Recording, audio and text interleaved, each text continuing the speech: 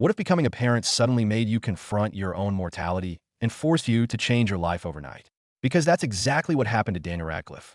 Here's something most people don't realize. Every year, millions of people try to quit smoking and fail. Studies show that only a small percentage succeed without multiple attempts. Addiction isn't just physical, it's deeply psychological. Now, imagine this. Someone who had smoked heavily for 20 years, someone who never even considered quitting, suddenly stops. Not because of a doctor, not because of pressure, but because of a single moment of realization. That moment? Becoming a father. For years, Daniel Radcliffe, best known for his role in Harry Potter, lived a life that many people never saw behind the fame. Success, pressure, long hours, and like many in high-stress environments, he developed habits that helped him cope. Smoking became one of them. By his own admission, he wasn't even thinking about quitting. Not someday, not eventually. It simply wasn't on his radar. Then everything changed. When he and his partner, Aaron Dark, welcomed their son into the world, something unexpected happened. It wasn't joy alone. It wasn't just responsibility. It was something far more unsettling. He began thinking about death, not in a dramatic way, but in a deeply human, intrusive way. The kind of thoughts that don't let you ignore reality anymore. What if I'm not here for him? What if my choices take me away too soon? And suddenly, a habit that once felt normal started to feel dangerous. In an interview with Vulture, Daniel opened up in a way that felt raw, honest, and deeply relatable.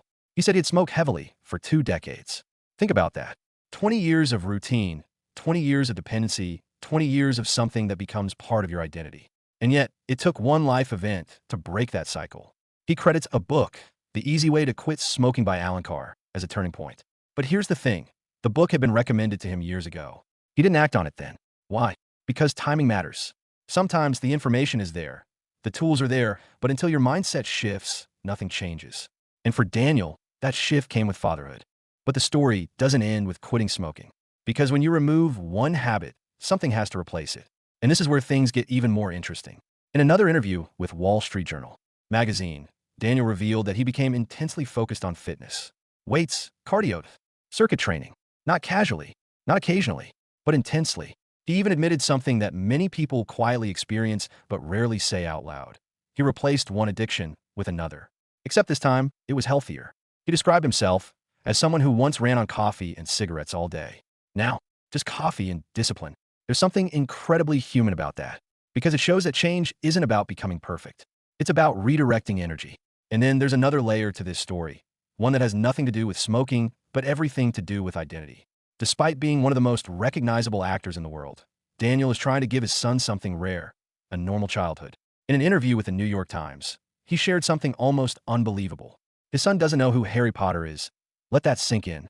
A child growing up with the face of one of the most iconic characters in film history and having no idea.